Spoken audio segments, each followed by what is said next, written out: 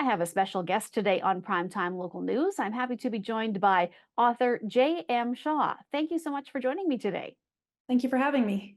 Well, the reason we're chatting today is because you have a new book in a series that you do. And before we get into the talk of the series, I'd like to talk about the latest book first. So it's Callum Walker and the Fractured Veil. So can you tell me a little bit about the latest book? So, without giving too much away, my series has our world, our time, and a coexisting magical realm. And there's a veil that separates us, and we can't see across this veil because we don't have magic. But these creatures from this realm that do can and have, and they've been the source of inspiration for our mythologies. Callum Walker is a young man born with the ability to use magic, and he's trying to figure it out, make the most of it. And he gets embroiled in what's going on in this magical realm. And then we follow him through the series trying to figure out who he is, where he belongs, because he's too magic for here, but too human for there, and then just trying to master his abilities to survive this world.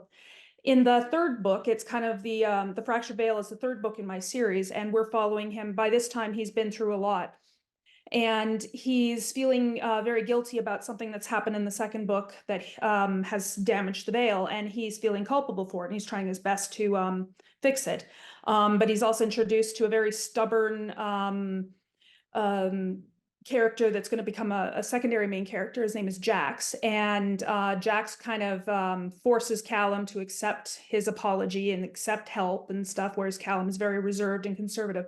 But a friendship develops between the two, and then before they can go farther than that, Callum's past basically comes back to haunt him, and he's put on trial in front of the Furies, which are the goddesses of vengeance and retribution, and charged with crimes that he's not guilty of. How did you get inspired to start writing this series?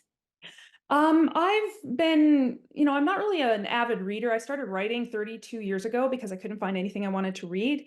But of the things that I did read, I liked the good versus evil, unlikely hero type thing. I've taken some seeds of inspiration for this novel series from Merlin, the old Merlin tales, as well as a Supernatural TV series and Game of Thrones, and kind of twine them in there. So, are you looking at making this a continuing series, or will this third book be the last in it, or have you thought about it that far yet? My fourth book is actually going to be released early next year, and I'm got the fifth book in the works. I know where the series is going to end. It's going to be a series. I just don't know how many books it's going to take to get there, and I'd be guessing if I tried to give you a number. So, how do you like every time you sit down to write a book? For people like myself, I write every day, but it's short stories, and we're trying to get news stories together. But for you, when you have all these complicated characters and scenarios, how can you explain this to us? How you sit down and get this process and keep everybody straight when you're trying to write and figure out who's who and how that all works? Yeah, it's kind of my hyper focus. I have in 2019, I was diagnosed with autism and ADHD, which totally makes sense. I have them all sorted in my head. And when I sit down to write, I literally see a video, like as in my thoughts and as a video, and I just write down what I see. And when I get really into the zone, sometimes my creative juices just start flowing and my imagination takes me to places that are amazing. And other times I question my sanity. But it just sort of comes out, and I know these characters inside out, backwards, forward, sideways, and everything about their past history, motivations, and aspirations. So it's not that hard for me to write them. So, as you're working on these projects, are you already thinking of possibly another series, for the future or something else, or do you just stick with this one at one time? No, I have a lot of ideas floating around in my head. Sometimes they keep me up at night. And I would like to tackle other projects as well.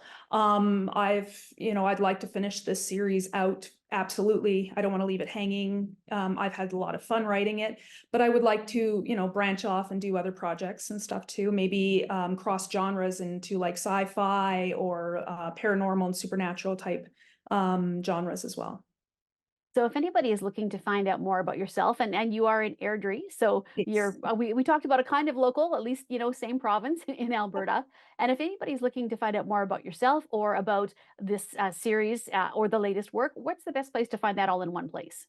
You can check out my website. It's www.jmshawauthor.com. And you can see all my books that are there. There's links to my Facebook and Instagram, so you can follow me.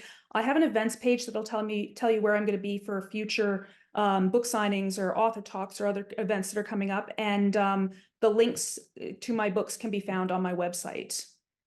All right. Well, thank you so much for joining me today. And so exciting that you have all of this in the works. And so if people haven't started reading the series, they can get into it now, knowing that there's a lot more still to come too. So a lot of people like to know that they're going to have a whole series of books that are still coming ahead. So thank you so much and good luck with everything. And we'll chat with you again soon.